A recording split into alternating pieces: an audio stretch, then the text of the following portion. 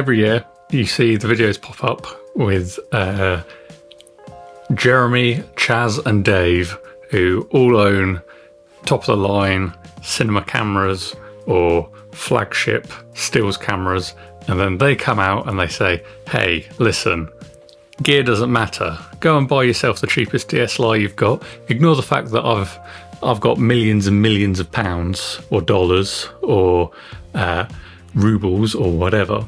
They come out and they say, gear doesn't matter. I have a problem with that because I completely disagree. I write everything out as a script, so for this, because I don't have a teleprompter and the camera is so far away, I'm going to be reading off my phone today, so professionalism, yes. So hear me out. I agree that you don't need the latest or the most expensive camera to take a great image, okay? That being said, nor do you need the recommendations of a Instagram influencer or a YouTuber, you know, the really, really original one, the one that completely separates themselves from every other Instagram and YouTuber with RGB lights in the background. If you're just starting out in photography, as far as I'm concerned, so long as it takes an image, that's all you need. The camera has a screen on the back, you can learn composition. And let's be honest, composition is probably 90% of what makes a good image. If the camera has some sort of manual adjustment, then there's another 5%, because you can learn how to change your exposure and the feel of an image depending on how the image is taken. A high key image, for example, might be all dreamy and lovely and romantic to a certain extent, whereas an image that you say underexpose could be broody and dark and gritty and ooh, dramatic, cinematic perhaps. That's the latest trend, isn't it?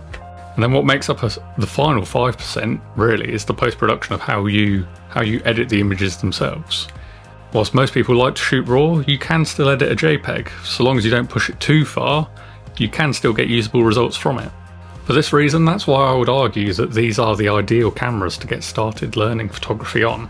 Nowadays you have instant access to galleries of thousands of photos to inspire you. You can watch tutorials ranging from how to shoot a model in a studio to how to edit your images to have that Hollywood blockbuster orange and teal colour grade. You can share your pictures with millions of people all over the world in real time, create a gallery of your favourite photographers, interact with others that inspire you, make friends or even collaborate with other like-minded creatives. Wouldn't it be amazing if there was a camera that gave you access to all of these things? Well, there kind of already is, and it turns out that I'm holding it. You can learn composition, exposure, and editing afterwards, pretty much instantaneously. This is an incredibly powerful camera. With some smartphones' computational image processing, you could argue that they are some of the most powerful cameras currently available.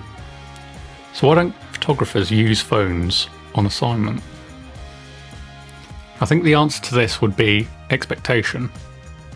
I know that I've waffled on about how amazing a smartphone is as a tool for photography, but there is a big problem, and that is that everybody has a phone, therefore everybody is a photographer.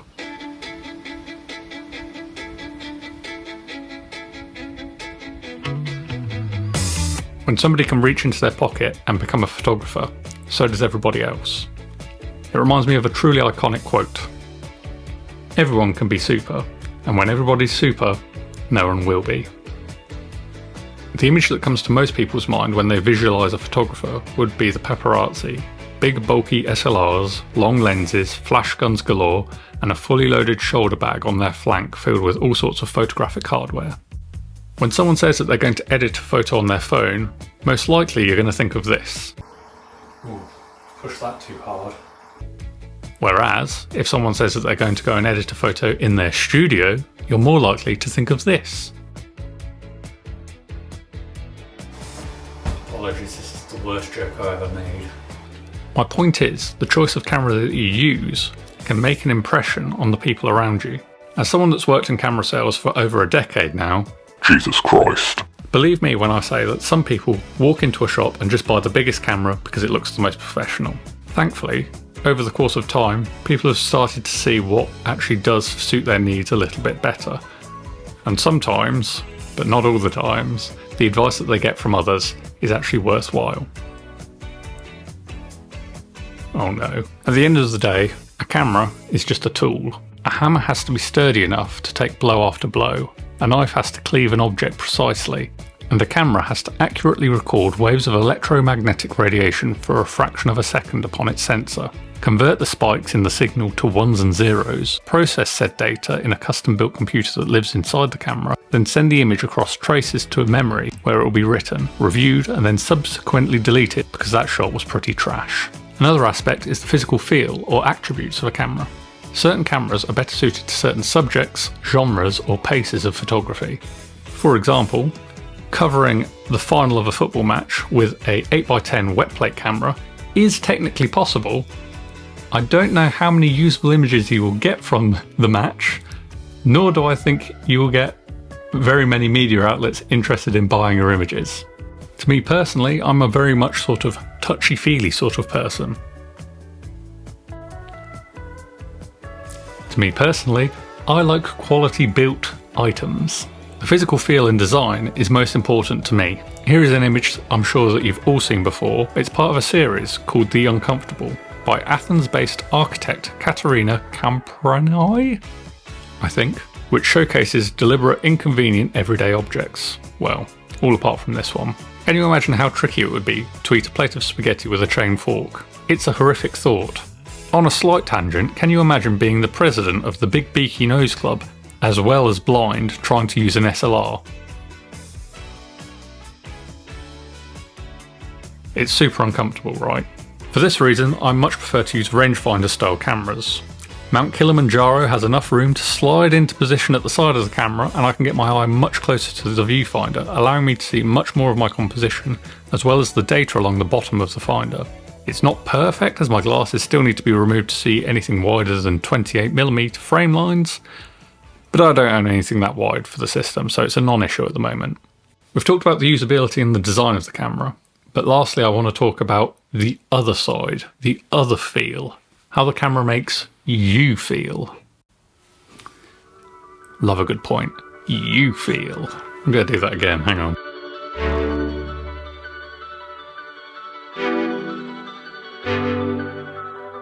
When I pick up certain cameras, it's like there's a flame inside of me that starts burning.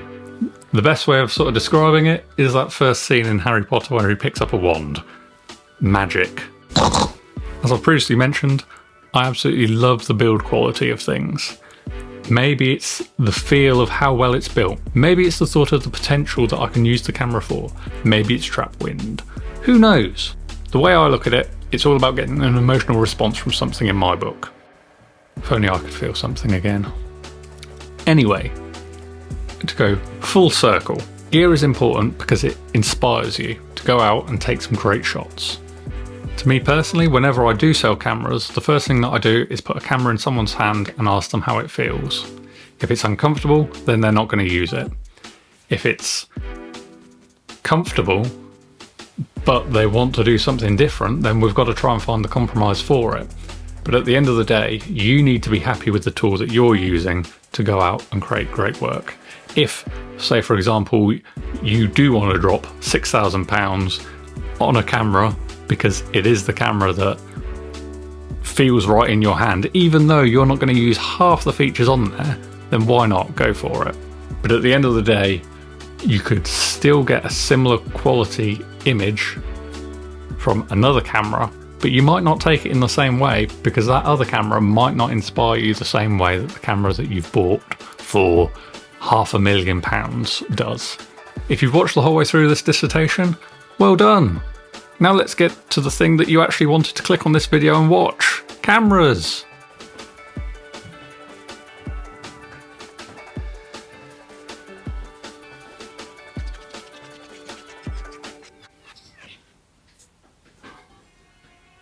Righto then, let's begin. So, I'm going to start off with the one that I probably use the least. And I don't think I've actually ever mentioned it before on the channel. I think there was an old video many, many years ago that I did, I made and then I took it down. And it's this. It is the Rollei 35S. S standing for sonar, 35 meaning it's a 35mm camera. And as you can see, it's absolutely dinky. Pops down to be tiny, tiny. You can fit it in a top pocket. Love it. Really, really interesting camera. Maximum aperture of 2.8, maximum shutter speed of 1/500th of a second, and it uses a leaf shutter as well. It is rangefinder style, so I can put it up to my eye. Like I said, it's a 40mm Sonar Design 2.8 lens.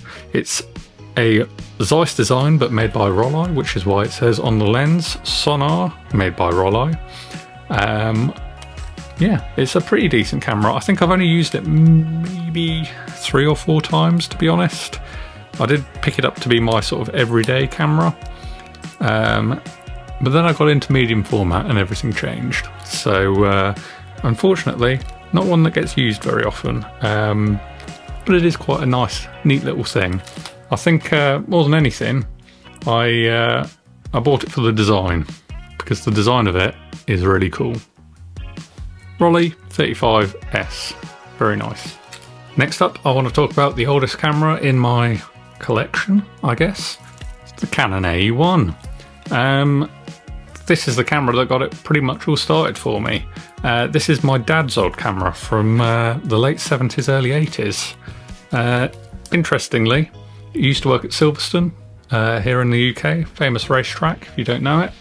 And in the 70s and 80s, there used to be a Canon Formula 1 or Formula 3 car, I'm going to say, that used to be followed around by this big Canon van, and they basically had essentially an event day where you could come along, try a bunch of Canon cameras, Canon lenses, and from that event my dad picked up a Canon AE1. It's the non-program version, the original, less plasticky but still pretty plasticky, with a 50mm 1.8, and like I say, it pretty much got me going.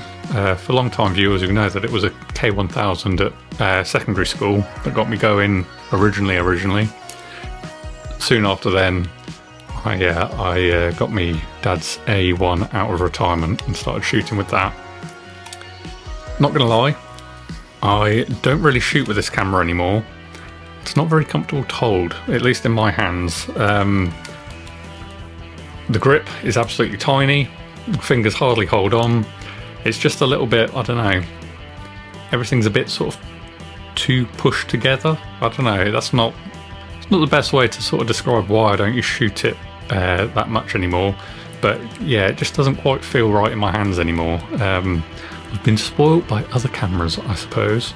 But I do keep it around because obviously it is my dad's camera, and yeah, sentimental values. Always with a yellow filter, always HP5, love it.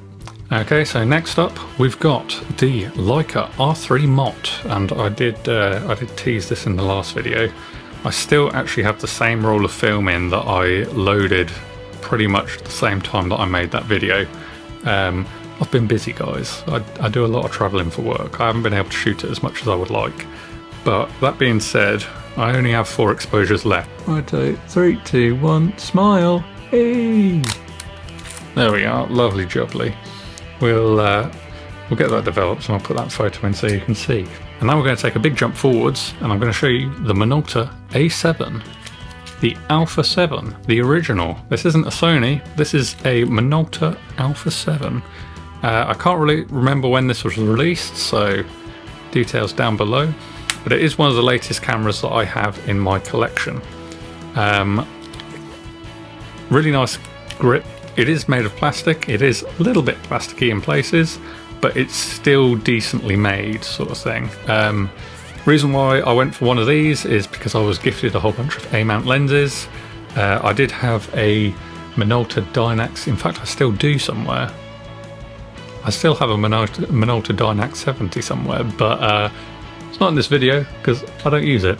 But I was gifted a whole bunch of Minolta lenses and I just wanted to buy a decent body to try them all on. So in this case I've got a 50mm 1.4 on. I've also got a 16mm 2.8, a 28-70 and a couple of newer Sony A-mount lenses as well.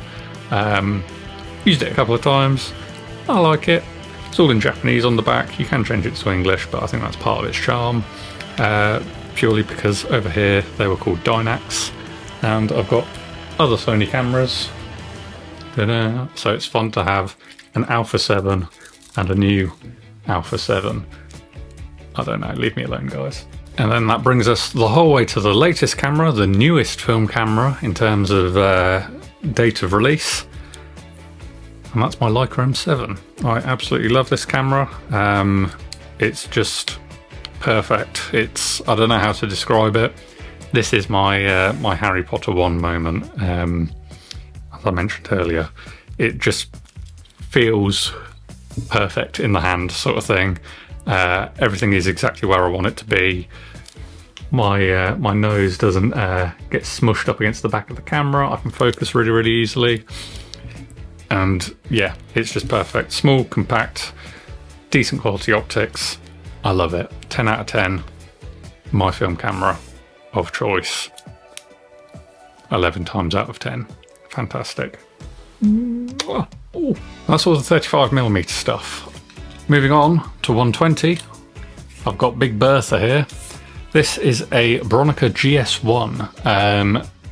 Admittedly, I got the SADS one day.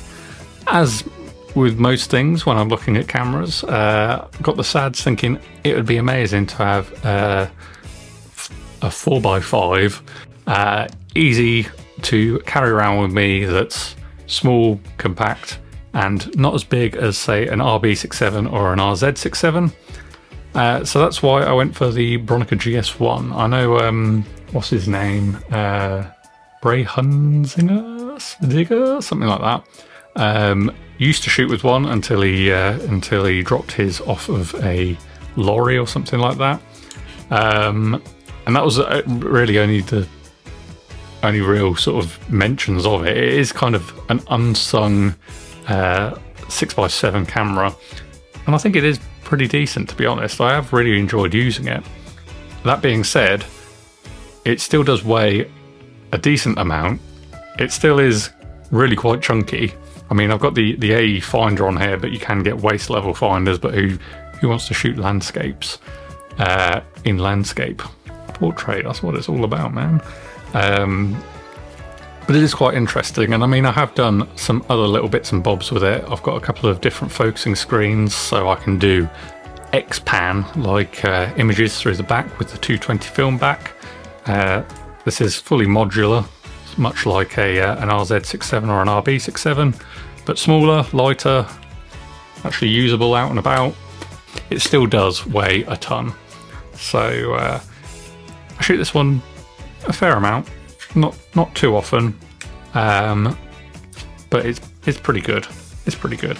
Maximum shutter speed of 500th of a second. They're all leaf shutter lenses, so ideal for being used in the studio.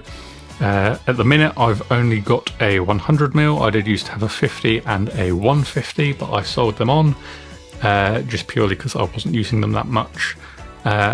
Sadly, I think that I am going to be getting rid of this one. In fact, I know I am, because it's been on eBay for a couple of months now.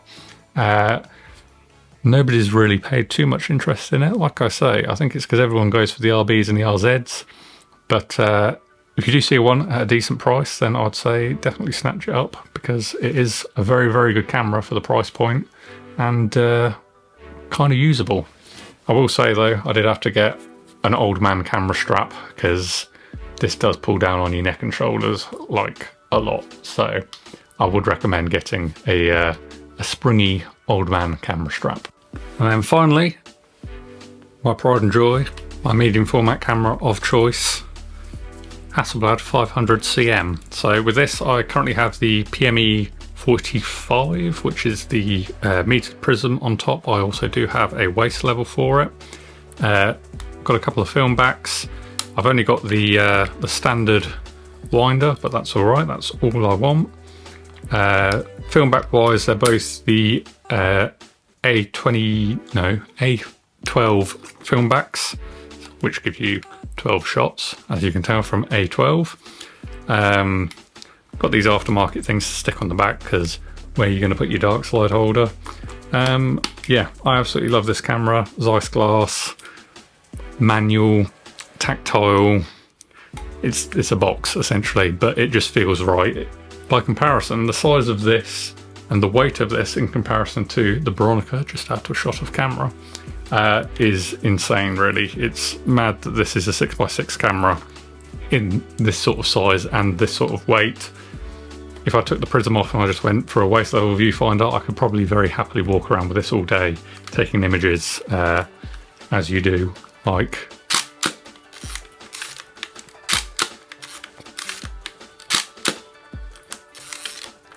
love it, absolutely love it. Fantastic camera, recommend them to anyone. Yellow filter again, as always, HP5 yellow filter, love it. Yeah, no, it's absolutely amazing, and this is my my medium format camera of choice. And then last of all, we have this, which I'm not going to set up now because it's awkward to set up and hold. But in here is my Chamonix N1. Bought this secondhand. I was going to get on the waiting list and wait for a N2 or a F1, but when I saw this come up at a very reasonable price, I pounced on it, and I absolutely love it. Maybe I'll do a video as a sort of secondary explainer, or a part 2 to my shooting large format video that I did a couple of years ago, because my opinion on certain things have changed, especially in regards to getting started with large format. Spoiler, the Intrepids are great, but when you use something that is built properly and has indexing marks and stuff like that, it's so much easier to figure out where you've went wrong. So yeah, maybe I'll do a part 2 video to that. But the Chamonix N1, absolutely fantastic.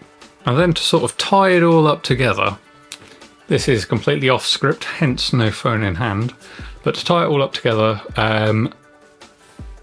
about gear and what matters, I will be making a video. In fact, I'm going to be making the video now.